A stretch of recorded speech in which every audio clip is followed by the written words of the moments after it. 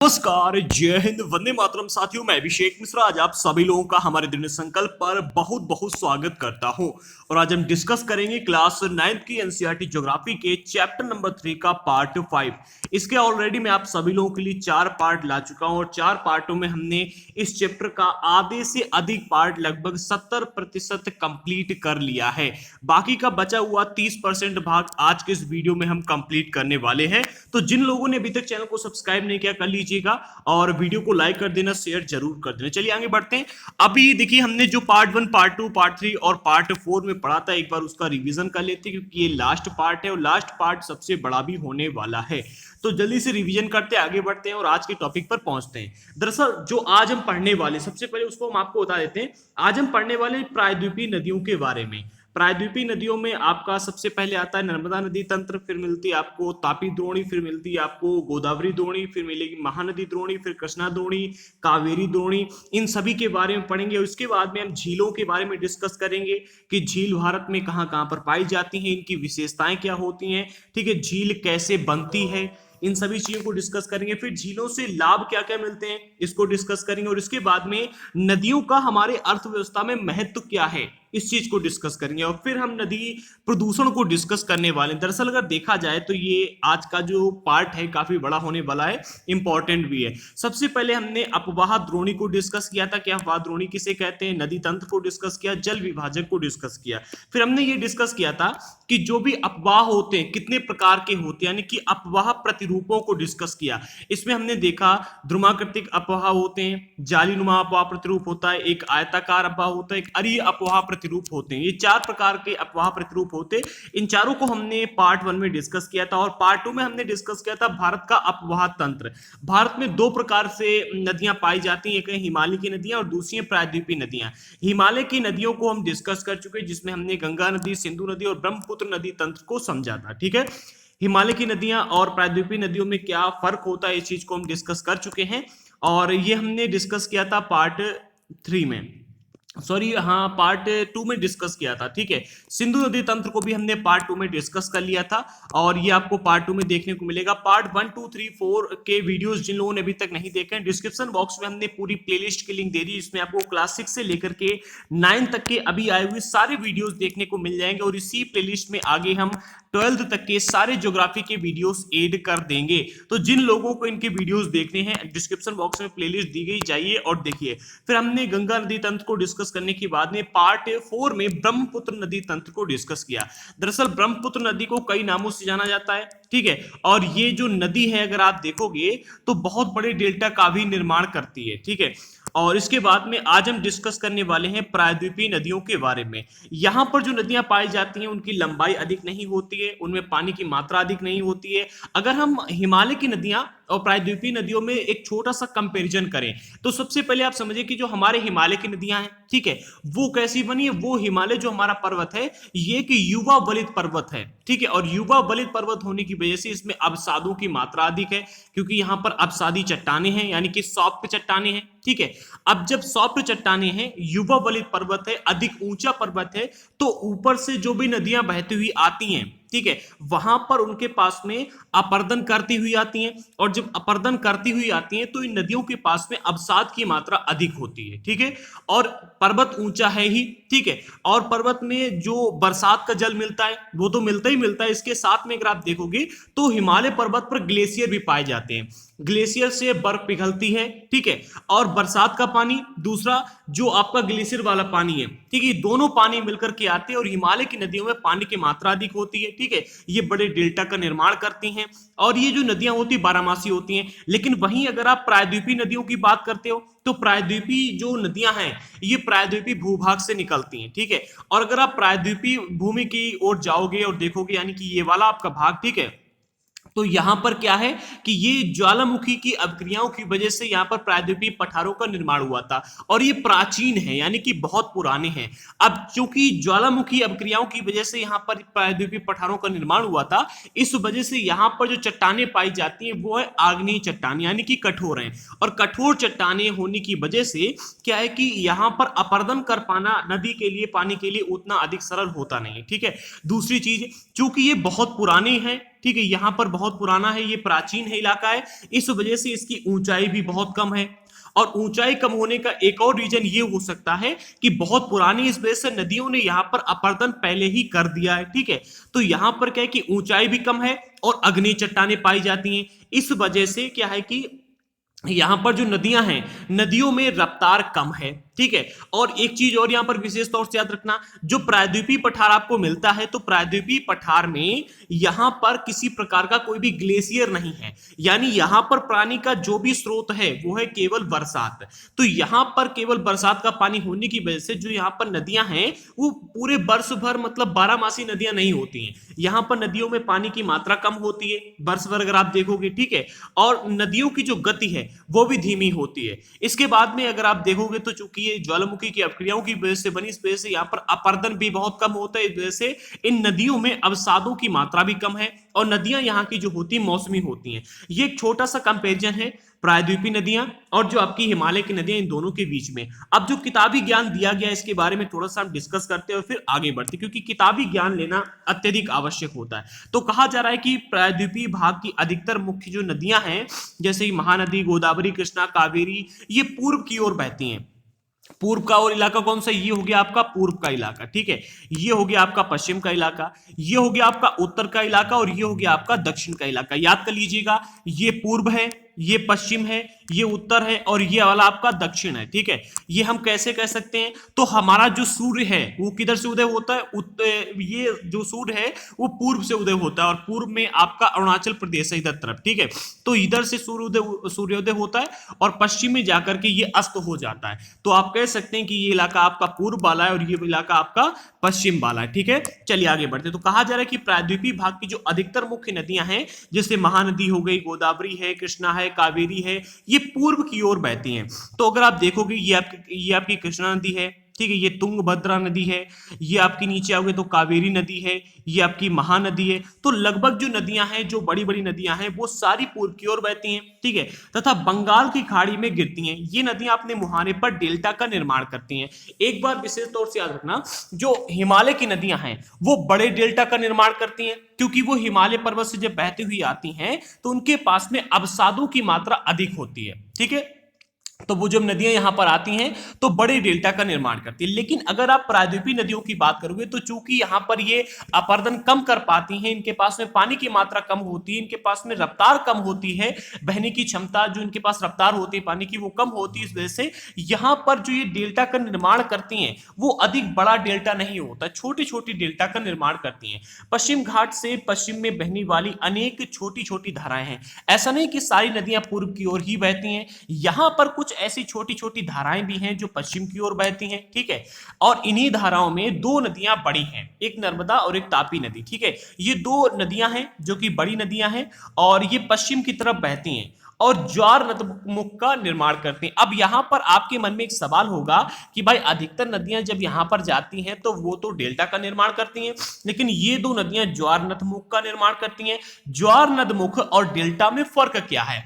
फर्क बहुत ही छोटा सा है, समझिएगा।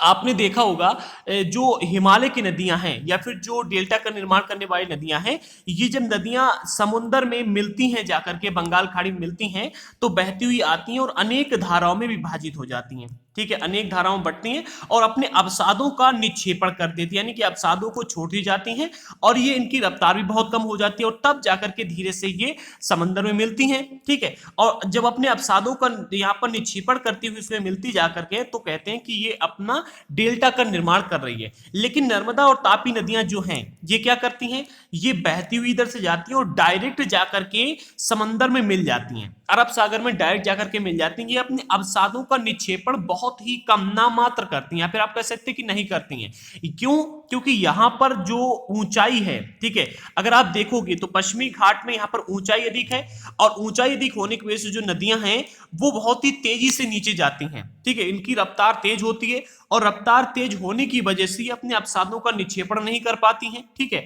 और जब अपने अवसादों का निक्षेपण नहीं कर पाती हैं तो ये डायरेक्ट तेजी रफ्तार से ही जाकर के समंदर में मिल जाती हैं। ठीक है, आप इसको एक एग्जांपल के माध्यम समझिएगा ब्लैंक पेज पर। ठीक है, ऐसे समझिएगा, जो हिमालय की नदियां हैं या फिर जो नदियां डेल्टा का निर्माण करती है वो ऊंचाई से ऐसे आती हैं, ठीक है, ऐसे। और धीरे धीरे धीरे आप देखेंगे तो क्या हो रहा है इनके साथ में, ये धीरे धीरे मैदानी इलाका में जैसे आती हैं तो यहां पर देखोगे, यहां पर इनको मैदानी इलाका मिलता है, यानी कि ज्यादा ढाल नहीं मिलती है। और जब ढाल नहीं मिलती है तो इनकी पानी की जो रफ्तार है वो धीमी होने लगती है। और जब धीमी रफ्तार होती है तो ये अनेक धाराओं में एंड में जाकर के बट जाती हैं। और जब अनेक धाराओं में बढ़ती हैं तो क्या होता है, जो बीच वाला इलाका होता है यहां पर ये अपने अवसादों का निक्षेपण करती हैं, ठीक है, अवसादों का निक्षेपण करती हुई और ये सारी धाराएं जाकर के समुद्र में मिल जाती हैं, ठीक है। इसे कहते हैं डेल्टा का निर्माण होना। लेकिन वहीं अगर आप ज्वार नदमुख की बात करते हो, ठीक है, तो यहां पर क्या है कि नदी ऐसी आई, ठीक है, ऐसी आकर के और इस तरह से जाकर के समंदर में मिल गई, यानी कि ये नदी इधर से चली, ठीक है, ऊंचाई से, और इसकी रफ्तार कम नहीं हुई बल्कि और ज्यादा हो गई, ठीक है, कम ना रफ्तार होकर के ये डायरेक्ट जाकर के मिलती हैं किसमें, इस डायरेक्ट समंदर में। तो इसके पास में जब रफ्तार कम नहीं हुई तो इसको अपने अवसादों को या फिर अनेक धाराओं में बंटने का इसको मौका ही नहीं मिला, ठीक है, और ये नदी जाकर के डायरेक्ट समंदर में मिल गई। इस वजह से कहा जाता है कि ये ज्वार नदमुख का निर्माण करती है, क्योंकि इनकी रफ्तार तेज होती है और ये अपने अवसादों का निक्षेपण नहीं कर पाती है, ये कई धाराओं में बट करके नहीं चलती है, ठीक है। इस वजह से आप कह सकते हैं जो नदी डायरेक्ट जाकर के समंदर में मिलती है, ठीक है, तेजी से, उसे कहते हैं ज्वार मुख का ये निर्माण कर रही है, ठीक है। आगे बढ़ते हैं। अब हमने यहां पर ये डिस्कस कर लिया कि जो आपकी प्रायद्वीपीय नदियां हैं उनकी विशेषताएं क्या हैं, ठीक है, और कौन कौन सी नदी ऐसी है जो ज्वार नदमुख का निर्माण करती है और कौन सी नदी ऐसी हैं जो कि डेल्टा का निर्माण करती है, यानी कि हमने प्रायद्वीपीय नदियों की एक छोटी सी विशेषता देख ली। अब हम बात करते हैं नर्मदा नदी की, ठीक है। सबसे पहले हम नर्मदा नदी को डिस्कस करेंगे, फिर तापी नदी को डिस्कस करेंगे। तो नर्मदा द्रोणी की अगर बात की जाए, ठीक है, नर्मदा नदी तंत्र की अगर बात की जाए तो नर्मदा नदी का जो उद्गम है अमरकंटक पहाड़ी से के निकट है। कहां पर? अमरकंटक पहाड़ी के निकट है, ठीक है, अमरकंटक पहाड़ी के निकट इसका उद्गम होता है। अगर आप भारत के नक्शा में देखोगे, हिंदुस्तान के मैप में देखोगे तो यहां पर लगभग ये अमरकंटक वाला इलाका है, तो अमरकंटक में इसका उद्गम होता है, ठीक है, किसका? आपकी नर्मदा नदी का, ठीक है। आगे बढ़ते हैं। अगला पॉइंट मिलता है, ये पश्चिम की ओर एक भ्रंश घाटी में बहती है। एक बात मैंने आपको बताई थी कि जो नर्मदा नदी है और जो तापी नदी है ये दोनों नदियां उल्टी बहती हैं। आपने कई बार सुना होगा कि दोनों नदियां जो पश्चिम की ओर बहती हैं उल्टी बहती हैं। आखिरकार उल्टी बहने का रीजन क्या है, इसे अभी हम आपको बताएंगे, ठीक है। समुद्र तक पहुंचने के क्रम में यह नदी बहुत से दर्शनीय स्थलों का निर्माण करती है, बहुत सारे दर्शनीय स्थलों का निर्माण करती है, जिनमें से कई सारे नाम आपको याद भी होंगे, ठीक है, बहुत सारे दर्शनीय स्थलों का निर्माण करती है, जिसमें से जबलपुर के निकट संगमरमर की सैलों में यह नदी गहरे गॉर्ज से बहती है, तथा जहां यह नदी तीव्र ढाल से बहती गिरती है वहां धुआंधार प्रपात का निर्माण करती है। आप कह सकते हैं कि जबलपुर के निकट यहां पर ये बहुत अच्छे दर्शनीय स्थल का निर्माण करती है, दर्शनीय गाज मतलब गहरे गाज से गुजरती है, ठीक है, और बहती हुई तीव्र गति से जाती है, तीव्र ढाल में गिरती है और वहां पर धुआंधार प्रपात का निर्माण करती है, ठीक है। नर्मदा की सभी सहायक नदियां बहुत छोटी हैं, जिनमें से अधिकतर समकोण पर आकर के मिलती है। समकोण पर आने का अर्थ है ये आप देख रहे हैं नर्मदा नदी जारी बहती हुई, ठीक है, और कोई नदी इधर से आकर के मिल गई, कोई इधर से आकर मिल गई, ऐसे समकोण पर आकर के इसमें नदियां मिलती हैं, ठीक है। इसमें कैसी मिलती हैं नदियां? समकोण पर आकर के मिलती जाती हैं, ठीक है। अब यहां पर आप सभी लोगों के लिए एक सवाल खड़ा होता है। देखिए, हमने आपको जब बताया था कि भाई मतलब अपवाह प्रतिरूप के बारे में बताया था कि हमारे जो भी नदी तंत्र हैं उसमें 4 प्रकार के अपवाह प्रतिरूप पाए जाते हैं, ठीक है। इनमें से एक अपवाह प्रतिरूप जो था उसमें हमने आपको ये बताया था कि कुछ नदियां हैं जो आकर के समकोण पर मिलती हैं। कैसे मिलती हैं? समकोण पर आकर के मिलती हैं, ठीक है। उसे किस नाम से जाना जाता है, उस अपवाह प्रतिरूप को किस नाम से जाना जाता है? इसका सबसे अच्छा उदाहरण यहाँ पर आपको देखने को मिलता है। हमने एक अपवाह प्रतिरूप बताया था जो कि था ध्रुमाकृतिक अपवाह प्रतिरूप। इसमें क्या था? इसमें जो धाराएं होती हैं वो कैसे मिलती है करके एक वृक्ष की शाखाओं की भांति इसमें प्रतीत होती हैं। जबकि अगर आप जालीनुमा प्रतिरूप की बात करोगे, ठीक है, तो जालीनुमा प्रतिरूप में क्या होता है, यहां पर सहायक नदियां मुख्य नदी से समकोण पर आकर के मिलती हैं, ठीक है। तो यहां पर जालीनुमा प्रतिरूप का एक उदाहरण आपको देखने को मिलेगा। जो नर्मदा नदी तंत्र है या फिर नर्मदा द्रोणी है, इसमें जालीनुमा प्रतिरूप आपको देखने को मिलेगा, क्योंकि यहां पर आपको जो भी सहायक नदियां हैं वो मुख्य नदी से आकर के समकोण पर आकर के मिलती हैं, ठीक है। तो इसका प्रश्न आ जाता है कई बार, इसलिए मैंने इसको रख लिया। तो नर्मदा की जो सभी सहायक नदियां बहुत छोटी हैं और समकोण पर मुख्य धारा से आकर के मिलती हैं। नर्मदा द्रोणी मध्य प्रदेश तथा गुजरात के कुछ भागों में विस्तृत है। एक मिनट देखिए, ये जो पूरा चैप्टर अगर आप देखोगे तो नदी तंत्र पर आधारित है, ठीक है। और नदी तंत्र पर आधारित होने की वजह से अगर आप सभी नदियों को एक एक करके याद करेंगे तो आपके लिए बहुत ही मुश्किल होगा। इसलिए आज मैं आपके लिए एक शॉर्ट ट्रिक लेकर के आया हूं जिससे कि आप सभी नदी तंत्रों को बहुत ही अच्छे ढंग से याद कर सकते हैं। आप एक चार्ट बनाइएगा, ठीक है, एक चार्ट लीजिएगा और चार्ट में क्या कीजिएगा, ऐसे चार्ट हो गया आपका, ठीक है। चार्ट में पहला कॉलम रखिएगा क्रम संख्या का, जिसमें पहली नदी होगी, दूसरी नदी होगी, तीसरी नदी होगी, चौथी नदी होगी। दूसरा कॉलम रखिएगा नदी का नाम, यानी कि यहां डाल दिया नदी, जिसमें आप नदियों के नाम रखिएगा, नर्मदा नदी हो गई, गंगा नदी हो गई, ब्रह्मपुत्र नदी हो गई, ठीक है। तीसरा नाम रखिएगा उद्गम का, ठीक है, कि भाई इस नदी का उद्गम कहां से होता है, ठीक है। चौथा रखिएगा नाम किसका, एंड का, यानी कि इस नदी का जो ये नदी है कहां पर जाकर के मिलती है, बंगाल की खाड़ी में जाकर के मिलती है या अरब सागर में जाकर के मिलती है, ठीक है। इसके बाद में कितने हो गए, 1 2 3 4 हो गए। पांचवा आप कॉलम रखिएगा, पांचवें कॉलम में रखिएगा कि जो नदी है इसकी सहायक नदियां कौन कौन सी हैं, ठीक है। जैसे कि अगर आप गंगा नदी की सहायक नदियां देखोगे तो बहुत सारी गंगा नदी की सहायक नदियां हैं, ठीक है। और अगर आप आगे बढ़ोगे, ठीक है, इसके इस कॉलम के बाद में अगला जो कॉलम होगा आपका, अगले कॉलम में आप रखिएगा जो नदी जिसके बारे में आप यहाँ पर लिखते आ रहे हैं कि ये गंगा नदी है, गंगा नदी की उद्गम होता है यहाँ से, एंड होता है यहाँ पर, ठीक है, या इसकी जो सहायक नदियां वो ये हैं। इसके बाद में ये हो गई आपकी लंबाई, ठीक है, क्रम संख्या, नाम, उद्गम, एंड, सहायक नदियां। इसके बाद में लिखिएगा लंबाई का, कि इस नदी की लंबाई कितनी है, ठीक है। इसके बाद में अगला पोर्शन आप रखिएगा कि जो नदी है कितने क्षेत्रफल में बहती है और कितने प्रतिशत भाग को कवर करती है, ठीक है। इसके बाद में जो अगला आपका मिलेगा, यहां पर आप अपवाह द्रोणी को लिखिएगा कि इस नदी का जो अपवाह द्रोणी है कितने राज्यों में प्रवाहित होती है। जैसे कि अगर आप, हमने आपको अभी बताया जो नर्मदा नदी द्रोणी है ये कितने राज्यों में जाती है, तो इसकी अपवाह द्रोणी मध्य प्रदेश, गुजरात, इन 2 राज्यों में गुजरती है, ठीक है। इसी प्रकार से सभी नदियों की अपवाह द्रोणी, सभी नदियों का क्षेत्रफल, कितने क्षेत्रफल में ये बहती हैं, सहायक नदियां, इसके बाद में कहां पर ये जाकर के समापन लेती है, कहां पर इसका उद्गम है, ठीक है। इसके बाद में नदी का नाम क्या है, नदी की जो लंबाई है वो कितनी है, इन सभी चीजों का एक चार्ट बनाइएगा और इस चार्ट को जिस रूम में आप बैठकर पढ़ते हैं उस रूम की किसी एक दीवार पर लगा लीजिए। जब भी आप आएंगे जाएंगे उस पर आपकी नजर पड़ेगी तो वो आपको याद होता रहेगा, ठीक है। इससे आपको ये टॉपिक बहुत अच्छे से क्लियर हो जाएगा। अब इसमें आपको क्या क्या ध्यान देना है, सबसे पहला नर्मदा नदी का उद्गम कहां पर है, तो अमरकंटक पहाड़ी के निकट इसका उद्गम होता है, ठीक है। दूसरा, ये नदी एक भ्रंश घाटी में बहती है। अब भ्रंश घाटी का अर्थ क्या है इसको यहां पर समझिएगा, ठीक है। जो भ्रंश घाटी, यहां पर एक शब्द आपको मिला, आपको हमने बताया कि जो ये नदी है, ठीक है, ये नदी उल्टी बहती, क्यों उल्टी बहती है और भ्रंश घाटी से क्यों बहती है, इस चीज को यहां पर समझिएगा। सपोज दैट, सोचिएगा कि ये एक पूरी पहाड़ी थी, ठीक है, ये एक पूरी पहाड़ी थी, इस पहाड़ी का इतना भाग, ठीक है, क्या हुआ, किसी किन्हीं कारणों की वजह से ये अपना ये जो इतना भाग है वो नीचे धंस गया, ठीक है, धंस गया। ये हो गया आपका ए पार्ट, ठीक है, ये हो गया आपका बी पार्ट और ये हो गया आपका सी पार्ट, ठीक है। तो जब ये पार्ट नीचे धसेगा, ठीक है, जब ये धसेगा और ये दो ए और सी पार्ट जब उसी जगह पर रहेंगे तो आप देखेंगे कि यहां पर गड्ढे का निर्माण हो गया, यानी एक द्रोणी का निर्माण हो गया, ठीक है।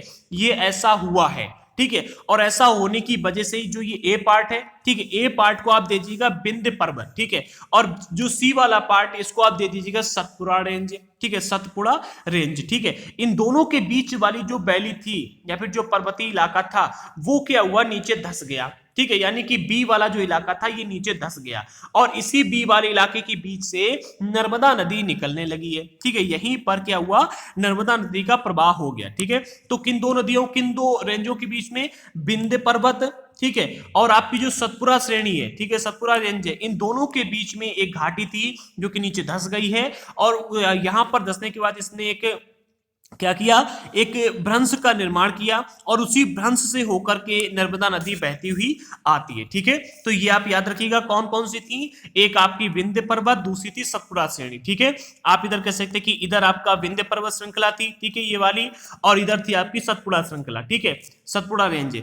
और इन दोनों के बीच में एक आप कह सकते कि मध्य की एक वो थी पर्वत श्रृंखला थी जो कि नीचे धंस गई और इसके धंसने की वजह से यहां पर ढाल उल्टा बन गया और जो नदी पहले कभी पूर्व की ओर बहती होगी वो अब पश्चिम की ओर बहने लगी और चूंकि ये धंसा है, इस वजह से यहाँ पर ढाल अधिक बना है और अधिक बनने की वजह से जो नदी है इसकी रफ्तार अधिक है और रफ्तार अधिक होने की वजह से आप ये कह सकते हैं कि ये डेल्टा का निर्माण नहीं कर पाती है और डेल्टा का निर्माण ना कर पाने की वजह से ये धुआंधार प्रपात का निर्माण करते हुए अरब सागर में जाकर के मिल जाती। ठीक है, तो कितनी चीज याद रखनी है, इसका उद्गम कहां पर, अमरकंटक में। ठीक है, ये बहुत सारे दर्शनीय गार्जों का निर्माण करती है जिसमें जबलपुर के निकट एक बहुत ही प्रसिद्ध दर्शनीय गार्ज है। इसके बाद में इसकी जो सहायक नदियां वो बहुत छोटी हैं और ये गुजरात और मध्य प्रदेश इन दोनों प्रदेशों में ये फ्लो करती है, यानी कि इसकी जो द्रोणी है गुजरात और मध्य प्रदेश के भागों में विस्तृत है। ठीक है, आगे बढ़ते हैं, हम बात करते हैं तापी द्रोणी की। तो तापी द्रोणी का जो उद्गम है ये भी मध्य प्रदेश के बैतूल जिले में है। ठीक है, मध्य प्रदेश के बैतूल जिले की सतपुड़ा की श्रृंखला में। अभी हमने आपको बताया जो नर्मदा नदी तंत्र है, ठीक है, ये विंध्य और सतपुड़ा रेंज के बीच से निकलती है, यानी कि ये होगी आपकी विंध्य की रेंज और ये होगी सतपुड़ा की रेंज, और इसके बीच में एक पहाड़ी थी जो कि धंस गई, उधर से नर्मदा नदी तंत्र का फ्लो होने लगा जो कि उल्टी बने लगी। जो आपकी सतपुड़ा रेंज है, सतपुड़ा रेंज के बाद में भी एक रेंज कोई एक पहाड़ी थी जो कि वो भी धंस गई और उसके बाद में इधर तब अजंता का इलाका मिलता है। ठीक है, तो अजंता और सतपुड़ा इन दोनों के बीच में एक कोई द्रोणी, एक कोई मतलब पर्वतीय इलाका होगा जो कि धसा और वहां से तापी नदी का फ्लो होने लगा। ठीक है, तो यहां पर अजंता और सतपुड़ा के बीच में तापी नदी का फ्लो होता है और इधर तरफ कौन सी है, ये विंध्य पर्वत और इधर है सतपुड़ा रेंज, इन दोनों के बीच में आपकी नर्मदा नदी का फ्लो होता है। ठीक है, तो तापी का उद्गम जो है मध्य प्रदेश के बैतूल जिले में सतपुड़ा की श्रृंखला में है और यह भी नर्मदा के समानांतर एक भ्रंश घाटी में बहती है, लेकिन इसकी लंबाई कम है। अगर आप नर्मदा नदी के मुकाबले इसकी लंबाई को कंपेयर करोगे तो बहुत कम है। अभी हम मैप में भी आपको दिखाएंगे। इसके द्रोणी मध्य प्रदेश, गुजरात और महाराष्ट्र राज्य में है, तीसरा पॉइंट। ठीक है, चौथा पॉइंट, अरब सागर तथा पश्चिमी घाट के बीच का तटीय मैदान बहुत ही अधिक संकीर्ण है, इसलिए तटीय नदियों की लंबाई बहुत ही कम है। अगर आप यहां पर देखोगे, ठीक है, ये हो गई आपकी भारत, ठीक है, ये हो गया भारत। ठीक है, इसके बाद में ये हो गई आपकी क्या, ये हो गया आपका पश्चिमी घाट। ठीक है, पश्चिमी घाट और पश्चिमी तट के बीच की जो आप चौड़ाई देखोगे, ठीक है, ये अगर आप देखोगे तो बहुत ही कम है।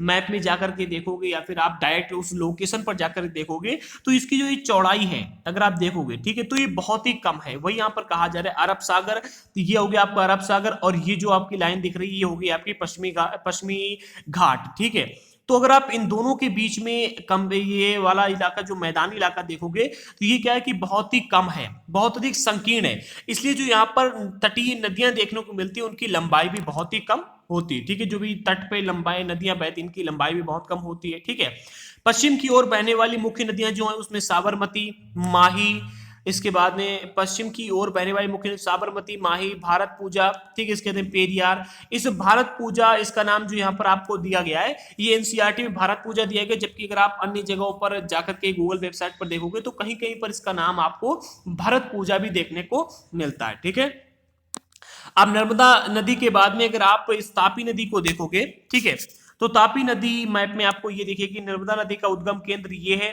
ये ऐसी बहती है और तापी नदी का उद्गम केंद्र ये है। अगर आप देखो तो नर्मदा नदी के मुकाबले लगभग आधे से कुछ ही अधिक भाग में, मतलब आधे से कुछ ही अधिक इसकी लंबाई है। ठीक है, आधे से ज्यादा इसकी लंबाई है नर्मदा नदी से, बट ज्यादा लंबी ये नदी नहीं है। ठीक है, अब तापी नदी में कौन कौन से पॉइंट याद करना है, उसका इसका उद्गम कहाँ है, मध्य प्रदेश के बैतूल जिले में। ठीक है, दूसरा नर्मदा के समानांतर भ्रंश घाटी में बहती है और इसकी लंबाई कम है। ठीक है, तीसरा मध्य प्रदेश, गुजरात और महाराष्ट्र इन तीन राज्यों में इसकी द्रोणी है। ठीक है, यानी तीन राज्यों में ये फ्लो करती है। चौथा पॉइंट क्या है, चौथा पॉइंट ये रखिएगा कि ये जो तापी द्रोणी है इसकी लंबाई बहुत कम है। ठीक है, पश्चिमी घाट के बीच में जो मैदान है, तटीय मैदान है, ये बहुत ही संकीर्ण है, इस वजह से यहाँ पर जितनी भी नदियां पाई जाती है उनकी लंबाई कम है। ठीक है, ये 4 पॉइंट लिख लीजिएगा। इसके बाद में जो पश्चिम की ओर बहने वाली नदियां हैं ये अगला पॉइंट आपको मिलता है अगले टॉपिक पर। ठीक है, हाँ याद रखना, ये जो नदी है तापी नदी और जो आपकी ये नर्मदा नदी, दोनों ही नदियां धुआंधार प्रपात का निर्माण करती हैं। प्रपात किसे कहते हैं ये मैं आपको पहले ही बता चुका हूं। अब गोदावरी द्रोणी को डिस्कस करते हैं।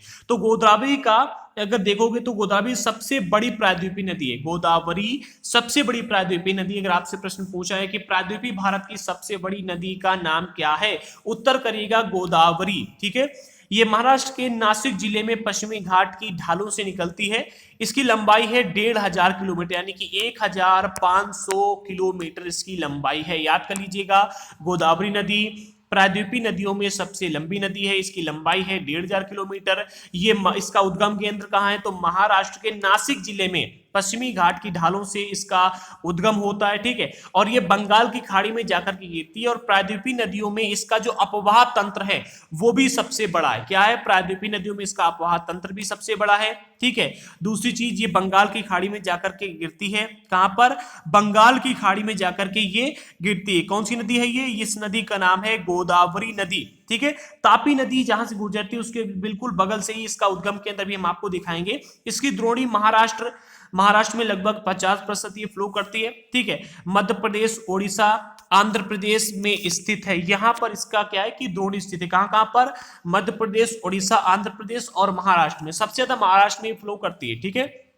इसके बाद में गोदावरी में अनेक सहायक नदियां आकर के मिलती है, जैसे कि पूर्णा हो गई, वर्धा है। इसके बाद में प्राणहिता एक नदी है, मांजरा नदी है, पेनगंगा है। याद कर लीजिएगा, जो चार्ट बनाइएगा आप उसमें लिख दीजिएगा, ये सभी सहायक नदियां हैं इनकी। कौन कौन सी? पूर्णा, वर्धा, प्राणहिता, मंजरा, बेनगंगा और पेनगंगा। इसके अंदर बड़े आकार और विस्तार के कारण इसे दक्षिणी गंगा के नाम से जाना जाता है। इंग्लिश वाले ध्यान दें, इसे दक्षिणी गंगा ही इंग्लिश में भी लिखा जाता है, दक्षिण गंगा, ठीक है। दक्षिण गंगा ही इसका इंग्लिश में भी नाम है, इसे इंग्लिश में भी दक्षिण गंगा ही लिखा जाता है, याद रखिएगा, ठीक है। इसे इसका आकार काफी बड़ा, इस वजह से इसे प्रायद्वीपीय भारत की दक्षिण गंगा के नाम से इसे जाना जाता है, ठीक है। अब एक बार मैप में इसको हम डिस्कस कर लेते हैं कि इसका उद्गम केंद्र कहां पर है और ये कितना है। हमने आपको बताया इसका उद्गम, देखिए सबसे पहले तो आप ये देखिए, जो गोदावरी नदी है ये प्रायद्वीपीय भारत की सबसे बड़ी नदी है। अगर आप देखोगे तो इसका उद्गम यहां से होता है, ठीक है, और ये ऐसी फ्लो करती हुई आती है, और यहाँ पर एक झील के माध्यम से, यहाँ पर एक झील है, झील मिलकर के फिर एक डेल्टा का निर्माण करती है, और फिर ये बंगाल की खाड़ी में जाकर के मिल जाती है, ठीक है। अगर आप देखोगे तो हमने आपको क्या बताया, ये महाराष्ट्र के नासिक जिले से, कहां पर? यहाँ पर महाराष्ट्र है, महाराष्ट्र के नासिक जिले में इसका उद्गम केंद्र, पश्चिमी घाट की ढालों से निकलती है और महाराष्ट्र के नासिक जिले से इसका उद्गम होता है, ठीक है। इसकी लंबाई कितनी है? 1500 किलोमीटर, लिख लीजिएगा, ठीक है। कॉपी पेन लेकर के बैठा करो, 1500 किलोमीटर इसकी लंबाई है, ठीक है। मैं आप लोगों के लिए बहुत मेहनत से वीडियो बनाता हूं। आगे बढ़ते हैं। अगला पॉइंट इसमें आपको जो मिला था वो हमने बताया था कि ये बहकर के बंगाल की खाड़ी में जाकर के मिल जाती है, ठीक है। और प्रायद्वीपीय नदियों में अगर आप इसकी बात करो तो इसका अपवाह तंत्र सबसे बड़ा है। अगर आप देखो तो ये यहां से फ्लो करती है, जाकर के काफी फ्लो करती हुई जाके यहाँ पर मिलती है, ठीक है। बाकी अगर आप देखोगे नदियों को, जैसे कृष्णा नदी हो गई या तुंगभद्रा नदी हो गई या फिर आप कावेरी नदी की बात करते हो, इन सारी नदियों का इतना अपवाह क्षेत्र अधिक है नहीं, ठीक है। जबकि सबसे बड़ा अपवाह अगर आप देखोगे तो गोदावरी नदी का है, ठीक है। इसके बाद इसकी जो सहायक नदियां थी, इसकी जो सहायक नदियां हैं कौन कौन सी हैं? पूर्णा हो गई, वर्धा हो गई, ठीक है। सहायक नदियों का नाम हम आपको यहां पर ऐसे कैसे दिखाएं, वैसे आप याद कर लीजिएगा, ठीक है। पूर्णा, वर्धा, प्राणहिता, मांजरा है, पेनगंगा है और पेनगंगा है, ठीक है। इसके बाद में इसे दक्षिण की गंगा के नाम से जाना था, दक्षिण गंगा नाम से इसे जाना जाता है, ठीक है। ये दक्षिण गंगा है। इसके बाद में एक और पॉइंट जो इंपॉर्टेंट था, ये महाराष्ट्र में सबसे अधिक फ्लो करती है। महाराष्ट्र के बाद में इसकी एक द्रोणी अगर आप देखोगे इधर से बहती हुई आ रही है, ठीक है, ये इधर से बहती हुई आ रही है, ये मध्य प्रदेश में से आती है, ठीक है। तो इसकी एक द्रोणी मध्य प्रदेश में भी जाती है। इसके बाद में ओडिशा हो गई और आंध्र प्रदेश, यहां पर ये फ्लो करती है, ठीक है। याद रखिएगा, ये इसका इंपॉर्टेंट पॉइंट है। अगला पॉइंट मिलता है महानदी द्रोणी का, ठीक है। तो महानदी द्रोणी को भी समझिएगा भाई, से हम कैसे छोड़ दें। तो महानदी का जो उद्गम केंद्र है कहां पर है? छत्तीसगढ़ की उच्च भूमि से, ये आपकी महानदी है, ठीक है, ये आपकी महानदी है, ठीक है। अगर आप देखो तो ये आपकी महानदी है, उसका जो उद्गम केंद्र कहां पर है? छत्तीसगढ़ की उच्च भूमि से इसका उद्गम होता है। ये उड़ीसा से बहते हुए बंगाल की खाड़ी में प्रवेश कर जाती है, ठीक है। ये उड़ीसा में बहती हुई जाती है और बंगाल की खाड़ी में प्रवेश कर जाती है। इस नदी की लंबाई है 860 किलोमीटर, याद कर लीजिएगा, 860 किलोमीटर इसकी लंबाई है। और इसकी अपवाह द्रोणी महाराष्ट्र, छत्तीसगढ़, झारखंड और उड़ीसा, इन 4 राज्यों में फैली हुई है। अगर हम इसकी बात करें, ठीक है, थोड़ा सा जूम कर लेते इसे हम, ताकि आप अच्छे ढंग से इसे समझ सकें, ठीक है। ये आपकी महानदी है, ठीक है। ये आप देखोगे तो ये एक इसकी द्रोणी है, एक इसकी ये द्रोणी है, एक ये आती है, ठीक है। एक ये द्रोणी, और ये सारी धाराएं एक में मिलकर के जाती हैं और डेल्टा का निर्माण करते हुए चिल्का झील है यहाँ पर जाकर के, और फिर ये बंगाल खाड़ी में जाकर के मिल जाती है। ठीक है, अगर हम इसकी सहायक नदियों की बात करें, ठीक है, तो सहायक नदियों का नाम यहाँ पर नहीं दिया गया है। ठीक है, बल्कि अगर आप देखोगे मतलब सहायक नदियां इसकी काफी सारी हैं, लेकिन अगर इसके नदी द्रोणी की बात करो तो महाराष्ट्र, छत्तीसगढ़, झारखंड, उड़ीसा, इन 4 राज्यों में ये फ्लो करती है। ठीक है, 4 राज्यों में इसकी द्रोणी फैली हुई है। इसकी लंबाई कितनी है, तो 860 किलोमीटर ये बहती है, इसकी लंबाई है, और बंगाल की खाड़ी में जाकर के ये मिल जाती। ठीक है, आगे बढ़ते हैं। अब आपकी अगली नदी है आपकी कृष्णा द्रोणी। ठीक है, कृष्णा द्रोणी के बारे में डिस्कस करते हैं। तो महाराष्ट्र के पश्चिमी घाट में महाबलेश्वर के निकट के एक स्रोत से निकलकर कृष्णा लगभग 1400 किलोमीटर, याद कर लीजिएगा, 1400 किलोमीटर बहकर बंगाल की खाड़ी में गिरती है। तुंगभद्रा, कोयना, घाट प्रवाह, मुसी तथा भीमा इसकी सहायक नदियां हैं। अगर आप मैप में देखोगे कृष्णा नदी कहां पर है, तो यहां से ये फ्लो करती हुई आती है। ठीक है, ये आप देख रहे हैं, यहां से फ्लो करती हुई आती है, फिर यहां पर जाकर के ये मिल जाती। ठीक है, तो ये इसकी पूरी नदी द्रोणी है। कहां कहां पर बहती है, तो महाराष्ट्र, कर्नाटक, आंध्र प्रदेश, इन 3 राज्यों में इसकी द्रोणी फैली हुई है। इसकी सहायक नदियां कौन कौन सी है, तुंगभद्रा, कोयना, घाट प्रवाह, मुसी और भीमा, ये इसकी सहायक नदियां हैं। 5 याद कर लीजिएगा, इसकी 5 सहायक नदियां हैं। और ये कहां से इसका उद्गम होता है, तो महाराष्ट्र के पश्चिमी घाट में महाबलेश्वर के निकट। ठीक है, यहां पर ही महाबलेश्वर है। ठीक है, और महाबलेश्वर के निकट ही इसका एक स्रोत से इसका उद्गम होता है। ठीक है, और इसकी लंबाई कितनी है, तो 1400 किलोमीटर इसकी लंबाई है, और जाकर के ये बंगाल की खाड़ी में मिल जाती है। ठीक है, इसका उद्गम केंद्र कौन सा है, महाबलेश्वर के निकट पश्चिमी घाट में। ठीक है, लंबाई कितनी है, 1400 किलोमीटर। सहायक नदियां ये हैं, द्रोणी इसकी ये है, और एंड कहां पर है, बंगाल की खाड़ी में। पॉइंट नोट करते चलिएगा, मोस्ट इंपॉर्टेंट है। 4 पॉइंट आपको मिलते हैं कावेरी द्रोणी में। तो कावेरी पश्चिमी घाट की ब्रह्मगिरी श्रृंखला से निकलती है। कहां से निकलती है, ब्रह्मगिरी श्रृंखला से निकलती है पश्चिमी घाट की। ठीक है, जो कृष्णा सागर है, कृष्णा सागर झील है, उसके पास से निकलती है, और कृष्णा सागर झील भी जाकर के इसमें मिल जाती है। ठीक है, और तमिलनाडु में कुडलुरु, ठीक, कुडलुरु में के दक्षिण में बंगाल की खाड़ी में जाकर के ये मिल जाती है। ठीक है, अभी हम मैप में भी दिखाएंगे। इसकी लंबाई है 760 किलोमीटर। कितनी है, 760 किलोमीटर। इसकी जो प्रमुख सहायक नदियां हैं उनमें अमरावती, भवानी, हेमावती और काविनी, ये इसकी प्रमुख सहायक नदियां हैं, याद कर लीजिएगा।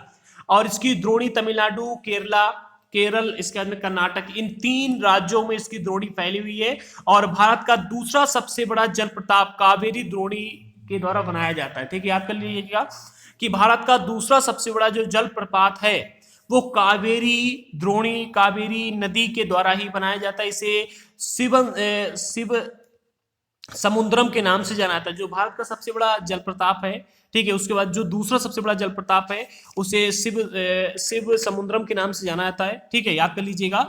और इसका निर्माण किसके द्वारा किया जाता है, तो इसका निर्माण कावेरी द्रोणी के द्वारा किया जाता है, कावेरी नदी के द्वारा। और प्रपात द्वारा उत्पादित विद्युत है ये मैसूर, बैंगलोर, इसके बाद में कोलार स्वर्ण, जो आपकी केजीएफ मूवी आपने देखी थी उसमें जो कोलार स्वर्ण का क्षेत्र है। ठीक है, केजीएफ का फुल फॉर्म आपको याद होगा। ठीक है, कोलार गोल्ड फील्ड, तो जो कोलार वाला इलाका है वहां पर इसकी यहां से बिजली बनाई जाती है, उसकी सप्लाई की जाती है, समझिएगा। अब इसको शॉर्ट में समझिएगा। कावेरी नदी द्रोणी जो है इसका उद्गम केंद्र कहां पर है, तो इसका उद्गम केंद्र पश्चिमी घाट के ब्रह्मगिरी श्रृंखला से है। ठीक है, ब्रह्मगिरी श्रृंखला के पास में इसका उद्गम होता है, और तमिलनाडु में कुडलुरु के दक्षिण में बंगाल खाड़ी में जाकर के ये मिल जाती है। इसकी लंबाई है 760 किलोमीटर। सहायक नदियां हैं अमरावती, भवानी, हेमावती और काविनी। ठीक है, और इसकी जो द्रोणी है तमिलनाडु, केरला, कर्नाटक, इन 3 राज्यों में है। इसके बाद में ये भारत का दूसरा सबसे बड़ा जलप्रपात का निर्माण करती है, जिसे शिव समुद्रम के नाम से जाना जाता है। और इस जलप्रपात से जो विद्युत बनाई जाती है उस विद्युत का जो बंटवारा किया जाता है, जहां जहां पर इसकी विद्युत जाती है, ठीक है, उत्पादित बिजली मैसूर, बंगलौर, कोलार स्वर्ण क्षेत्र को प्रदान किए, 3 क्षेत्रों को इसका विद्युत प्रदान की जाती है। इसको अब हम एक बार देख लेते हैं मैप में बड़ा ही अच्छे ढंग से। ठीक है, मैप में समझिएगा, यहां पर इसका उद्गम केंद्र है। ठीक है, अब उद्गम केंद्र का नाम क्या है, तो नाम हम आपको पहले बता चुके, एक बार फिर बताते हैं, ब्रह्मगिरी श्रृंखला के निकट, ठीक है। ये कावेरी पश्चिमी घाट की यहाँ पर ब्रह्मगिरी श्रृंखला है और इसके निकट ही इसका उद्गम होता है, ठीक है। और फिर ये आगे से यहाँ से आगे बढ़ती है और कृष्णा सागर जो झील है वो यहाँ पर आकर के मिल जाती है, ठीक है। कृष्णा सागर इसमें आकर के मिल जाती है और फिर ये आगे बढ़ती है। जब ये आगे बढ़ती है तो बताया जा रहा है कि धीरे धीरे जब ये आगे बढ़ती हुई जाती है, इसमें सहायक नदियां अमरावती, भवानी, हेमावती, ठीक है, ये आकर के मिल जाती हैं। कौन कौन सी नदियां? कृष्णा सागर, ठीक है, एक मिनट, हाँ, इसमें कौन कौन सी नदियां आकर के मिलती हैं? कृष्णा सागर नहीं, इसमें अमरावती, ठीक है, भवानी और हेमावती, काबिनी, ये सहायक नदियां आकर के इसमें मिल जाती हैं। फिर यहाँ से आगे बढ़ती है। इसकी लंबाई कितनी, अगर आप यहाँ से ये पूरी लंबाई देखोगे इसकी, ठीक है, एक मिनट,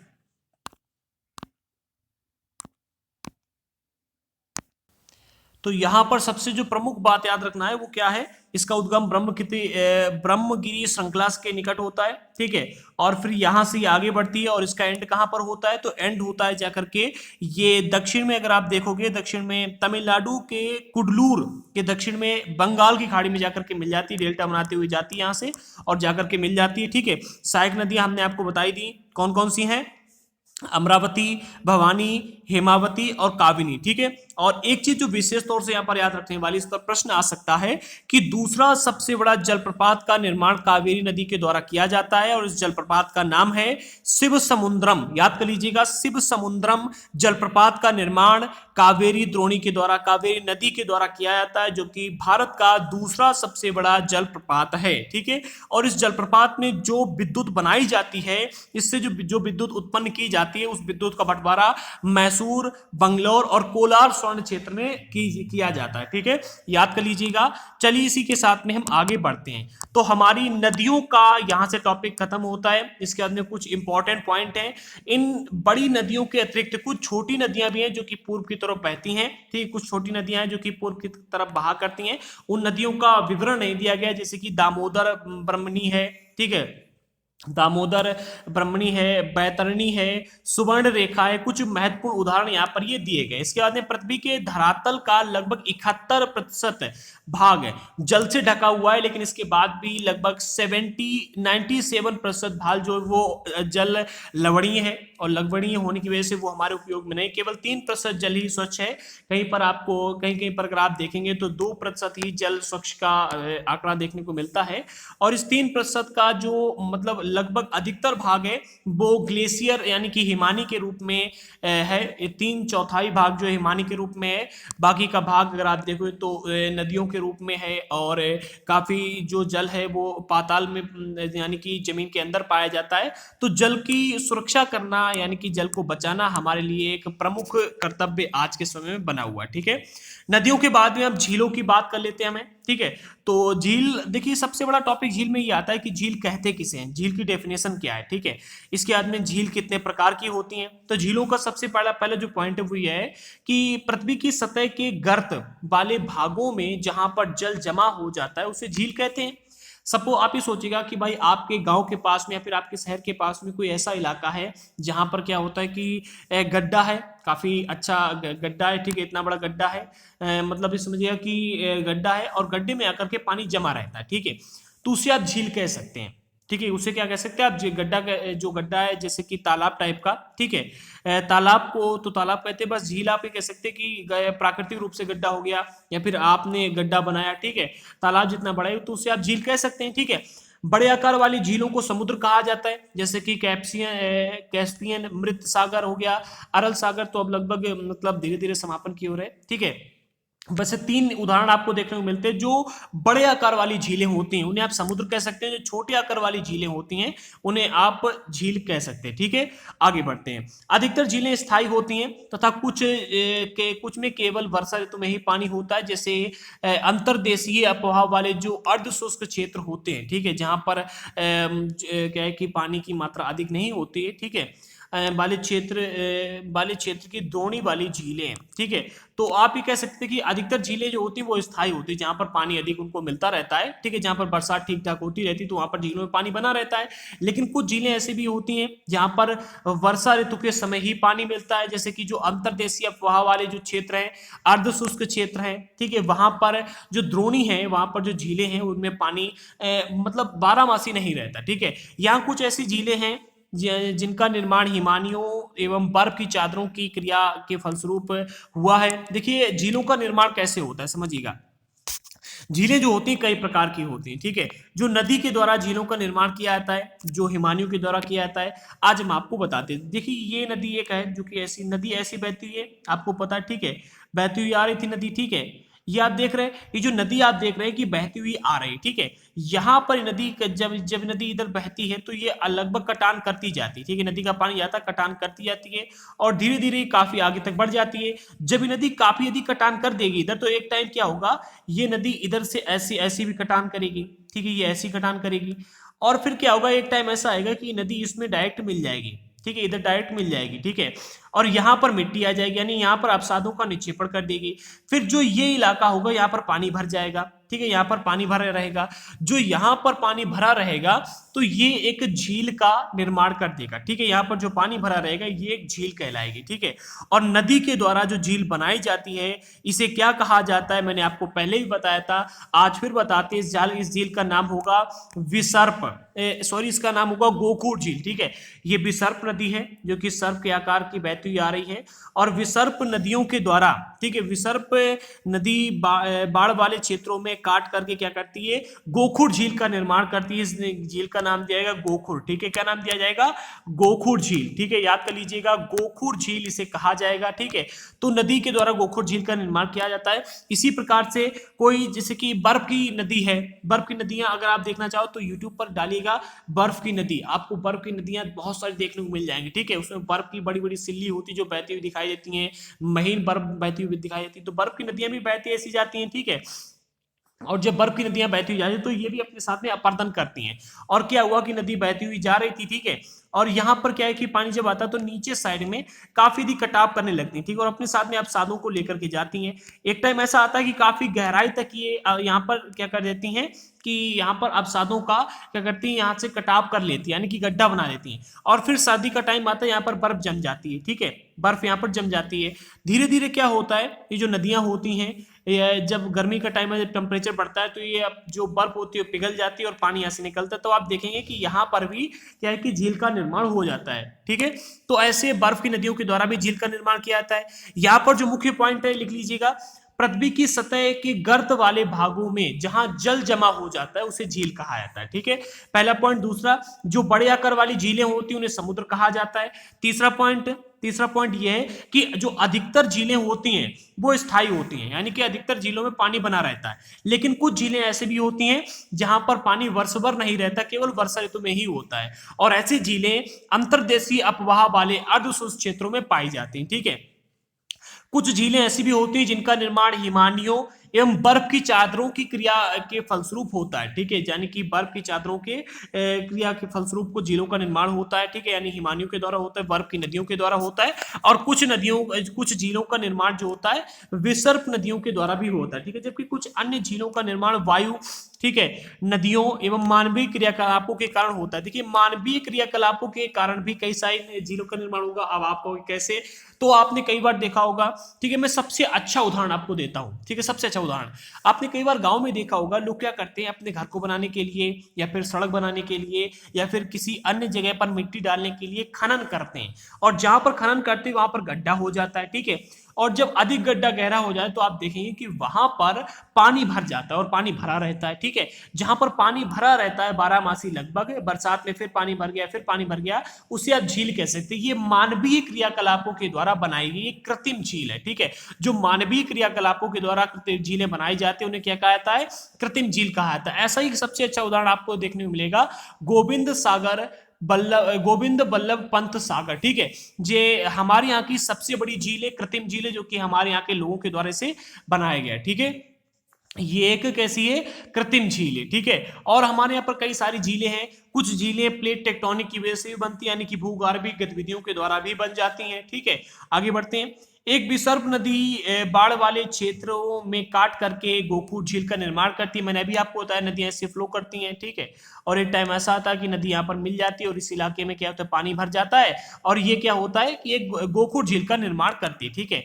इसके बाद में स्प्लिट तथा बार, बार यानी कि रोधिका तटीय क्षेत्रों में लेगून का निर्माण करती हैं, जैसे चिल्का झील, पुलिकर झील। इसके बाद में एक और आपको मिलता है कोलेरू झील। अब आप कहो कि ये कौन सी आफत आ गई, स्पिट हो गया, बार हो गया, ठीक है। तटीय क्षेत्रों में लेगून का निर्माण करती है। भी लेगून शब्द का अर्थ क्या है समझिएगा। क्या होता है कई बार समुद्रों के पास में भी, ठीक है, सपोज दैट ये आपका क्या है कि ये तटीय इलाका था, ठीक है, तटीय इलाका था आपका, ये समंदर यहाँ पर आया, ठीक है, समुद्र ने लगातार क्या किया, यहाँ पर चोट पहुंचाई, ये आगे बढ़ गया, ये आगे बढ़ गया, यहाँ तक समुद्र आ गया, ठीक है। फिर क्या हुआ, यहाँ पर क्या हुआ, किसी किसी कारणों की वजह से यहाँ पर क्या हुआ कि अवसादों की मात्रा अधिक हो गई, ठीक है, अवसाद आ गए और यहाँ पर क्या हुआ, मिट्टी आ गई, ठीक है। आने की वजह से अब ये समंदर जो था इससे अलग हो गया, ठीक है। यानी कि अगर आप देखोगे तो यहाँ पर समंदर है, ठीक है, और यहाँ पर एक आप देखोगे बाउंड्री टाइप की बन गई, यानी कि यहाँ पर अवसाद आ गया और यहाँ पर जल भर गया, ठीक है। इसे आप लेगून कहोगे, समुद्र के द्वारा, ठीक है, स्प्लिट तथा बार यानी कि रोधिकाओं के द्वारा, ठीक है। कई बार क्या होता है कि ये आपका तटीय इलाका है, ये समुद्री इलाका, ठीक है। और यहाँ पर क्या होता है कि काफी बड़े क्षेत्र में क्या है कि समुद्र क्या गया कि ऐसे क्या हुआ कि अवसाद जमा हो जाते हैं, ठीक है। और अवसाद जमा होने की वजह से क्या होता है कि समुद्र के किनारे झीलों का निर्माण हो जाता है, यहाँ पर बहुत सारे लोग घूमने के लिए आते हैं, ठीक है। इसे क्या कहा जाता है, इसे कहा जाता है, आप कह सकते हैं कि लेगून इसे कहा जाता है, ठीक है, समुद्री इलाके में, तटीय क्षेत्रों में, ठीक है। स्प्लिट और बार यानी कि रोधिका तटीय क्षेत्रों में लेगून का निर्माण करती है, ठीक है। रोधिकाओं के द्वारा यहाँ पर लेगून का निर्माण होता है, जैसे कि अगर आप भारत में देखोगे तो चिल्का झील हो गई, पुलिकर झील है, कोलेरू झील है, इसके प्रमुख उदाहरण है। आप एक काम कीजिएगा, गूगल पर सर्च कीजिएगा लेगून, ठीक है, लेगून, या फिर आप तटीय झील आप डालिएगा, ठीक है, तटीय क्षेत्रों में लेगून, तो आपको इसकी इमेजेस आपको देखने को मिल जाएंगी। मैंने यहाँ पर डाल नहीं पाई इमेजेस, माफ कीजिएगा, आपको नहीं दिखा पाऊंगा, ठीक है। तो समुद्री इलाके के पास में जो तटीय क्षेत्र होते हैं वहां पर जिन झीलों का निर्माण होता है उन्हें लेगून कहा जाता है, ठीक है, लेगून का निर्माण ही करती है। अंतर्देशीय भागों वाली झीलें कभी कभी मौसमी होती हैं, उदाहरण के लिए राजस्थान की सांबर झील जो है, ठीक है, ये कैसी है, ये झील ऐसी है, मतलब इसे आप कह सकते हैं कि मौसमी झील है। अगर आप राजस्थान में जाकर के देखो तो वहां पर अधिकतर जो नदियां हैं वो भी कैसी हैं, अधिकतर नदियां भी वहां की मौसमी ही होती हैं। और यहाँ पर एक झील है सांबर झील जो कि मौसमी है, ये एक लवड़ी जल, ये एक लवण जल वाली झील है, इसमें जल, इसके जल का उपयोग नमक के निर्माण के लिए किया जाता है, ठीक है। अब यहाँ पर एक चीज और समझिएगा, झीलें भी कई प्रकार की होती हैं, कोई मीठे पानी की झील होती है तो कोई लवण वाली, एक लवण जल वाली झील होती है, ठीक है। तो जो लवण जल वाली झीलें होती हैं इनमें इनसे नमक का उत्पादन किया जाता है, नमक का निर्माण किया जाता है, ठीक है। अगर आप गूगल पर डालकर देखोगे तो इसकी आपको इमेजेस मिल जाएंगी, ठीक है। तो राजस्थान में एक सांबर झील है जो कि मौसमी झील है और इसमें लवण पाए जाते हैं जिस वजह से इससे नमक का निर्माण किया जाता है, ठीक है। मीठे पानी की अधिकांश झीलें जो है हिमालय क्षेत्र में पाई जाती है। इसका एक प्रमुख कारण क्या है, देखिए, समुद्री जो पानी है उसमें आपको लवणता देखने को मिलेगी, ठीक है। जबकि अगर आप हिमालय वाले क्षेत्र में देखोगे तो हिमालय वाला जो क्षेत्र है वो बर्फीला है, यानी कि ग्लेशियर से बना हुआ है, ठीक है। और जो ग्लेशियर से पानी निकल के आता है उसमें नमक की मात्रा तो होती नहीं है, ठीक है।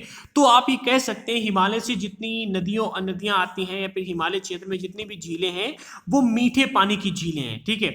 और समुद्री इलाके में जो झीलें पाई जाती हैं वो कैसी हैं, वो नमकीन झीलें हैं, यानी कि वहां पर नाम क्या है कि वो लवण वाली झीलें, ठीक है। वहां पर जितनी भी झीलें पाई जाती हैं उनसे नमक का निर्माण किया जाता है, ठीक है।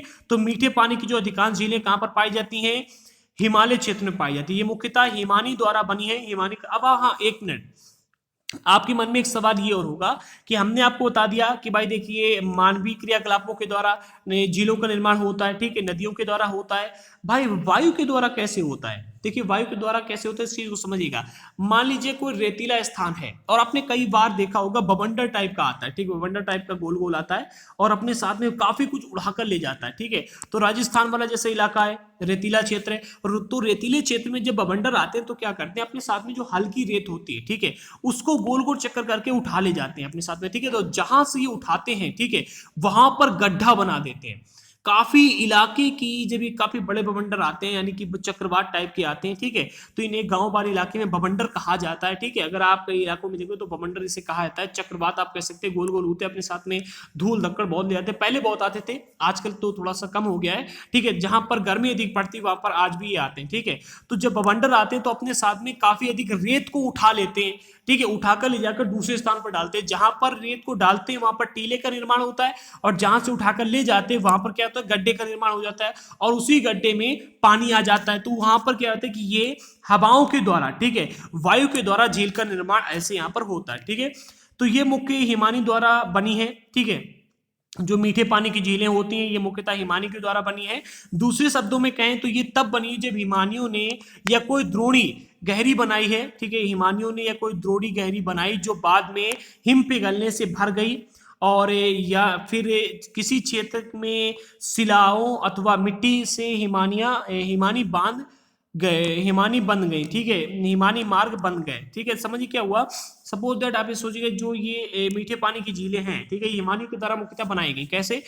कभी कभी क्या हुआ कि हिमानियों के द्वारा कोई गड्ढे का निर्माण कर दिया गया, ठीक है, या फिर क्या हुआ, आप ये कह सकते कोई हिमानी बहती हुई जा रही थी, ठीक है, और क्या है कि बहती हुई ऐसी जा रही थी, और क्या हुआ यहाँ पर, क्या हुआ कि मिट्टी आ गई, ठीक है, यहाँ पर मिट्टी आ गई, तो इस यहाँ पर एक झील का निर्माण हो गया। या फिर ये कहा जा रहा है कि हिम पिघलने से भर गई, ठीक है, क्या हुआ कि कोई द्रोणी गहरी बनाई गई हिमानियों के द्वारा, और हिम पिघलने से वो भर गई। हिमालय यानी कि बर्फ की नदी के द्वारा कोई क्या हुआ कि द्रोणी को बनाया गया, ठीक है, और बर्फ पिघली, यानी ऐसी बहती हुई जा रही थी, ठीक है, और यहाँ पर क्या था, पानी था, ठीक है, इसके द्वारा बर्फ की नदी के द्वारा ये द्रोणी बनाई गई, और क्या हुआ, बर्फ पिघली, और यहाँ पर ये क्या हुआ कि पानी भर गया, और ये एक जिसने एक झील का निर्माण कर लिया। तो ऐसे बन जाती है, ठीक है। अथवा किसी क्षेत्र में शिलाओं अथवा मिट्टी के से हिमानी मार्ग बंद गए, ठीक है, यानी कि नहीं, बर्फ की नदी बह रही थी और शिला यहाँ पर टूट के आ गई, ठीक है, टूट के आ गई, और क्या हुआ कि ये मार्ग बन गया, ठीक है, और इधर से भी बन गया। इसने क्या किया, दो तरफ से मार्ग बन गया। अब इस हिमानी की नदी ने क्या किया, अपना एक नया मार्ग बना लिया, ठीक है। तो यहाँ पर जो पानी होगा वो एक झील के रूप में आ जाएगा, ठीक है। तो शिलाओं के टूटने या फिर मिट्टी अथवा मिट्टी से हिमानी बांध की वजह से भी कभी कई कई बार क्या होता है कि इसका निर्माण होता है, ठीक है। इसके विपरीत जम्मू तथा कश्मीर में बुलर झील भूगार्भिक क्रियाओं से बनी। भूगार्भिक क्रिया यानी कि प्लेट टेक्टोनिक की वजह से, प्लेट टेक्टोनिक वजह से, यानी कि पृथ्वी के अंदर कुछ ऐसी क्रियाएं हुई जिससे कि मिट्टी धंस गई, ठीक है। इससे भी जम्मू कश्मीर में बुलर झील का निर्माण हुआ है भूगर्भिक क्रियाओं से, ठीक है। और भारत की सबसे बड़ी मीठे पानी वाली प्राकृतिक झील है, ठीक है, ये जो है ये भारत की सबसे बड़ी मीठे पानी की झील है डल झील। इसके बाद में भीमताल, नैनीताल, इसके बाद में लोकताल, बड़ा बड़ा पानी, कुछ अन्य महत्वपूर्ण मीठे पानी की झीलें हैं जो कि आपको यहाँ पर देखने को मिलती हैं। और अगर भारत की सबसे बड़ी मीठे पानी की झील की बात करते हैं तो वो कौन सी है, बुलर झील है, जो कि भूगर्भिक क्रियाओं के द्वारा बनी है। याद कर लीजिएगा कौन सी झील है, बुलर झील है, जो कि भूगर्भिक क्रियाओं के द्वारा यानी कि प्लेट टेक्टोनिक की वजह से इसका निर्माण हुआ है, ठीक है। और इसका जो निर्माण हुआ है ये भारत की सबसे बड़ी मीठे पानी की प्राकृतिक झील है, ठीक है, प्राकृतिक झील है, प्राकृतिक तौर से इसका निर्माण हुआ है। और इसके विपरीत जल विद्युत उत्पादन करने के लिए नदियों पर बांध बनाने से भी झील का निर्माण होता है, ठीक है।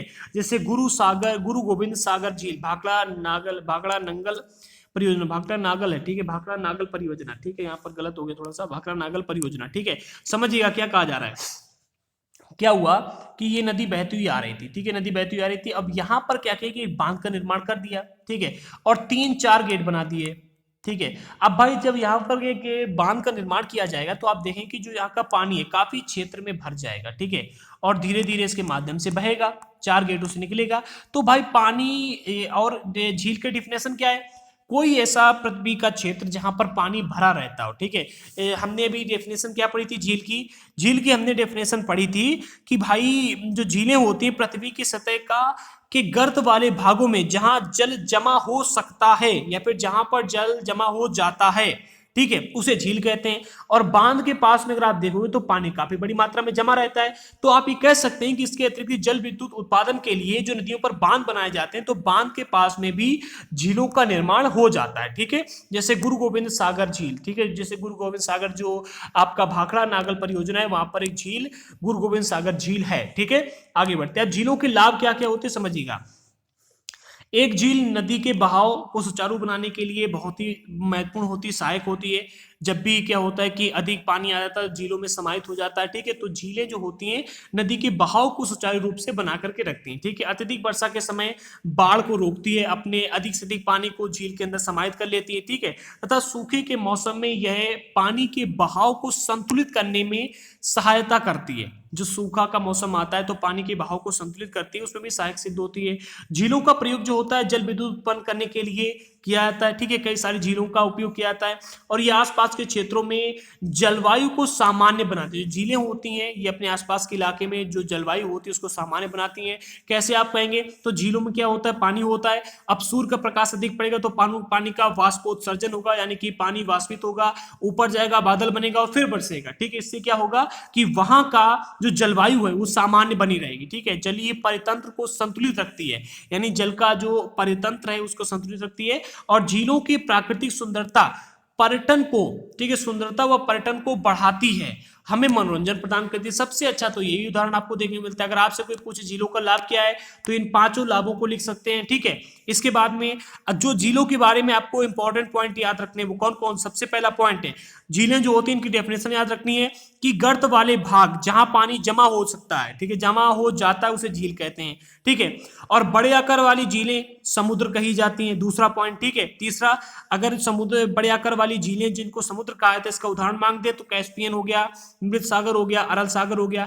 इसके बाद में झीलों का निर्माण कैसे होता है, तो मानवीय क्रियाकलापों के द्वारा होता है, वायु के द्वारा होता है, नदियों के द्वारा होता है और प्राकृतिक क्रियाकलापों के द्वारा भी होता है। अगर आपसे कोई कहे कि भाई प्राकृतिक क्रियाकलापों के द्वारा बनी कोई एक झील का नाम बताइएगा तो आप कह दीजिएगा जम्मू कश्मीर में बनी भारत की सबसे बड़ी मीठे पानी की झील बुलर झील, जिसका निर्माण भूगर्भिक क्रियाकलापों के द्वारा हुआ है, यानी प्लेट टेक्टोनिक की वजह से हुआ है, ठीक है। अगर आपसे कोई पूछे कि भाई झील जो होती है मौसमी होती है या फिर बारहमासी होती है, तो झील मौसमी भी होती हैं और बारहमासी भी होती हैं, ठीक है। झीलों का सबसे अधिक योगदान किसमें होता है, तो आप कहेंगे कि झीलों का सबसे अधिक योगदान होता है किसमें, जलवायु को सामान्य बनाने में, ठीक है। इसके अंदर जल विद्युत उत्पन्न करने में, बाढ़ को रोकने में, नदी के बहाव को सुचारू रखने में और जलीय परितंत्र को संतुलित रखने में, इन सभी चीजों में इसका सबसे अधिक योगदान होता है। इसके बाद में झीलें जो होती मनोरंजन प्रदान करती हैं,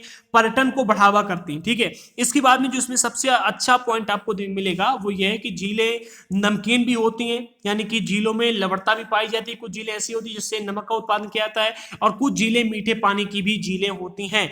भारत में पाई जाने वाली कुछ झीलों का नाम बताइएगा, अगर ऐसे प्रश्न आता है तो आप कह दीजिएगा भाई भारत में कई सारी झीलें पाई जाती हैं, जैसे कि आपके सामने एक हो गया आपकी डल झील हो गई, भीमताल झील हो गई, नैनीताल झील हो गई, लोकताल झील हो गई, बड़ा पानी झील हो गई, बुलर झील हो गई, ठीक है। और नदियों के द्वारा बनाई जाने वाली झील का नाम बताइएगा, अगर आपसे प्रश्न ऐसे कोई करे तो नदियों के द्वारा जो विसर्प नदियों के द्वारा झील बनाई जाती है उसका नाम होता है क्या, गोखुर झील। भाई इतने सारे प्रश्न बन रहे हैं झीलों पर, ठीक है, तो आप इसको याद रखिएगा। जो सीटेड यूपीटेड वाले हैं उनके लिए इससे ज्यादा प्रश्न आ सकते हैं। अगला पॉइंट मिलता है नदियों का अर्थव्यवस्था में महत्व क्या होता है, ठीक है, ये भी इंपॉर्टेंट है। एक बार देख लेते टाइम क्या हो गया, लगभग 1 घंटे से ऊपर का ये वीडियो बन जाएगा, ठीक है। वैसे लास्ट है तो बड़ा हो गया, कोई दिक्कत नहीं है। संपूर्ण मानव इतिहास में नदियों का अत्यधिक महत्वपूर्ण योगदान रहा है। देखिए ये बात इसलिए इंपॉर्टेंट भी है क्योंकि जो मानव जीवन की शुरुआत है, अगर आप हमारे सनातन धर्म में आकर के ग्रंथों में पढ़ेंगे या फिर आप अन्य वैज्ञानिक स्रोतों से देखोगे तो जीवन की जो शुरुआत है वो सागरों से हुई है, यानी कि जल से ही जीवन की शुरुआत हुई है। और अगर आप और आगे बढ़कर देखोगे तो नदियों का जो जल है मूल मानवीय संसाधन है, क्या है, सॉरी, मूल प्राकृतिक संसाधन है, यानी कि ये हमको प्राकृतिक तौर से मिलता है और ये हमारे लिए सबसे बड़ा संसाधन भी है, ठीक है। अनेक मानवीय क्रियाकलापों के लिए ये अनिवार्य भी होता है और यही कारण है कि नदियों के तट ने प्राचीन काल में आदिवासियों को अपनी ओर आकर्षित किया। यानी अगर आप देखोगे, ठीक है, अगर आप देखोगे तो अपनी जो हड़प्पा सभ्यता है, सिंधु घाटी सभ्यता है, चीनी सभ्यता है, जितनी भी सभ्यताओं को आप उठाकर ले आओ, सभी सभ्यताओं का जो निर्माण हुआ है या फिर के सभ्यताओं का विकास हुआ है नदियों के किनारे ही सभी सभ्यताएं विकसित हुई हैं, ठीक है। तो नदियों का हमारी अर्थव्यवस्था में सबसे महत्वपूर्ण योगदान होता है। और दूसरा क्या है, किंतु भारत जैसे देश के लिए जहां की अधिकांश जनसंख्या जीवित रहने के लिए कृषि पर निर्भर है, यहाँ पर सिंचाई के लिए नौ संचार संचालन के लिए, जल विद्युत निर्माण के लिए नदियों का सबसे महत्वपूर्ण योगदान है। किस किस के लिए? सबसे पहले सिंचाई के लिए, दूसरा नौ संचालन के लिए, तीसरा जल विद्युत के लिए, जल विद्युत निर्माण के लिए। ठीक है, ये कुछ इंपॉर्टेंट है। अब आप कहो कि नौ संचालन के लिए, कि नौ संचालन ना हो तो क्या हो? सपोज दैट कि भाई आपको क्या है कि माल को, जैसे कि एक स्थान से, ये आपका ये भारत है, ठीक है, ये भारत है, यहां से आपको यहां पर माल पहुंचाना है। ठीक है, कोई भी चीजें हैं, ठीक है, पहुंचानी है। अगर आप यहां से बाई रोड जाओगे, ठीक है, और बाई सी जाओगे, ठीक है, अगर आप समुद्र के रास्ते से यहां तक जाते हो तो वो वहां पर आपको खर्चा बहुत कम आएगा। लेकिन वही अगर आप बाई रोड जाते हैं तो आपको खर्चा बहुत अधिक आएगा, लगभग आधे से अधिक खर्चा, मतलब आधे से कम खर्चा आपको समुद्री रास्ते से मिलेगा। और अगर आप बाई रूट चाहोगे तो ट्रैफिक का झंझट हो गया, इसके बाद में ट्रेन का इंतजाम करो, मालगाड़ी का इंतजाम करो, ट्रक का इंतजाम करो, बस का इंतजाम करो, काफी अधिक खर्चा आता है। ठीक है, तो नौ संचालन के लिए ये काफी अधिक सहायक होती हैं जो नदियां हैं। ठीक है, इसके बाद में नदियों की बात, जैसे कि अपनी भारत देश की गंगा नदी है, तो गंगा नदी में काफी अधिक संचालन होता है इसका। ठीक है, नर्मदा नदी है तो नर्मदा नदी में भी कई सारी नौ संचालन होता है। ठीक है, इसके बाद में मछली पालन, मछली पकड़ना वगैरह, ये भी बहुत अधिक होता है। तो ये हमारे इसमें बहुत ही महत्वपूर्ण योगदान करता है जल। ठीक है, एक चीज याद रखना, जो संपूर्ण मानव इतिहास, इसमें नदियों का बहुत अधिक योगदान रहा है, अत्यधिक महत्व है। ठीक है, और मूल प्राकृतिक संसाधन है हमारी नदियां। ठीक है, और अनेक मानवीय क्रियाकलापों के लिए अनिवार्य होती हैं। ठीक है, और जो हमारे यहाँ के आदिवासी लोग हैं सबसे पहले नदियों की ओर आकर्षित हुए थे, और नदियों से ही हमारे जीवन का शुरुआत होता है। ठीक है, अब नदी प्रदूषण पर भी थोड़ी सी बात कर लेते हैं। ठीक है, तो अगर नदी प्रदूषण की बात की जाए तो नदियां आजकल बहुत प्रदूषित है। एक टाइम ऐसा आ गया था कि भाई जो दिल्ली से जमुना नदी निकलती है, यमुना नदी, कहा जाता था कि यमुना नदी काली नदी का रूप ले लेती। ठीक है, वहां पर मतलब काली होकर के दिखाई देती, पूरी काली काली हो जाती थी, काली नदी का नाम उसको दे दिया गया था एक टाइम पर। ठीक है, अभी केजरीवाल जी का वादा आया है कि भाई 2025 तक हम यमुना नदी को बिल्कुल साफ कर देंगे, देखते हैं क्या होता है। नदी जल की घरेलू, ठीक है, औद्योगिक तथा कृषि में बढ़ती मांग के कारण इसकी गुणवत्ता प्रभावित हुई है। किस वजह से? औद्योगिक में, घरेलू उपयोग में, ठीक है, और किसमें? कृषि में। अब देखिएगा, दिल्ली में जितना भी पानी जाता है, ठीक है, दिल्ली में अगर आप देखो, या फिर जितने भी बड़े शहर है वहां पर अगर आप देखोगे तो नदियों का जल बहुत अधिक सप्लाई किया जाता है। ठीक है, इससे नदियों में जल की मात्रा में कमी आती है। ठीक है, और नदियों में क्या है कि फैक्ट्रियों का गंदा पानी जाकर के मिल जाता है, इस वजह से नदी में प्रदूषण बढ़ जाता है।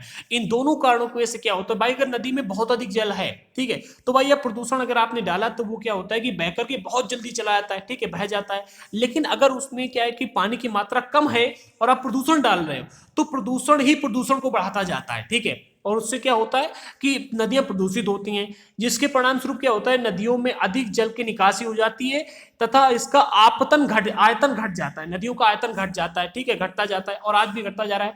दूसरी ओर उद्योगों का प्रदूषण, अपरिष्कृत कचरे नदी में मिलते रहते हैं। यह केवल जल की गुणवत्ता कोई नहीं बल्कि नदी के स्वच्छीकरण की क्षमता को भी प्रभावित करता है। यानी कि अगर आप देखोगे, ठीक है, जैसे जैसे नदी में उद्योगों का प्रदूषण सबसे अधिक आकर के मिलता है। जैसे कि उद्योगों में क्या होता है कि नदी का बहुत अधिक पानी लोग लेते हैं, यूज करते हैं, और जब वो पानी गंदा हो जाता है तो नदी में ही मिला देते हैं। ठीक है, ये बहुत ही गलत बात है। अगर उसी पानी को ये मतलब शुद्ध करके और फिर यूज करें, ठीक है, अगर फिल्टर करके फिर यूज करें, प्रदूषण को एक तरफ निकाल दें, तो वही पानी इनके लिए उपयोगी हो, या फिर शुद्ध करके पानी को फिर से नदी में मिला दें तो वो इनके लिए उपयोगी हो। जबकि उद्योग वाले क्या करते हैं, पानी को का उपयोग करते हैं, ठीक है, और जब वो पानी बहुत गंदा हो जाता है तो उस पानी को नदियों में मिला देते हैं। बहुत गलत बात है। ये केवल जल की गुणवत्ता कोई खराब नहीं करता बल्कि नदी के स्वच्छीकरण की क्षमता को भी, यानी कि जो नदियां अपने आप स्वतः ही साफ होती हैं, स्वतः साफ होने की जो इनकी क्षमता है उसको भी प्रभावित कर देती है। ठीक है, सबसे जो अधिक इसका प्रभावी है तरीका है वो यही है, नदियों उद्योगों का प्रदूषण सबसे प्रभावशाली। अगर नदियों में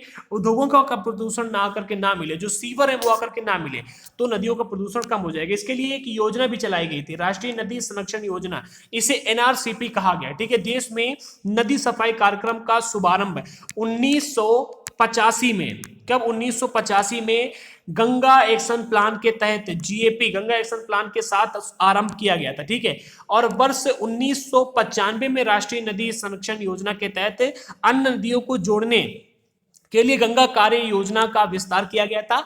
और नदियां देश में जल का प्रमुख स्रोत है, एनआरसीपी यानी कि राष्ट्रीय नदी संरक्षण योजना का उद्देश्य है कि नदियों के जल में प्रदूषण को कम करके जल की गुणवत्ता में सुधार करना। ठीक है, इसका उद्देश्य ये तो ये कि योजना चलाई गई, तब इसके बारे में विस्तृत रूप से गूगल पर पढ़ सकते हैं। एनसीईआरटी में इतना ही दिया गया था। ठीक है, तो मैंने इतना ही रख दिया। अब इससे रिलेटेड अगर आपके मन में कोई भी प्रश्न है, कोई भी क्वेश्चन अगर आपके मन में है, तो आप बेखटक होकर के कमेंट बॉक्स में पूछिएगा। ठीक है, और हमने आप लोगों के लिए एक टास्क रखा है भाई, इसे पूरा कीजिएगा। अगर पूरा होता है तो हम आपको फ्री में नोट्स देंगे।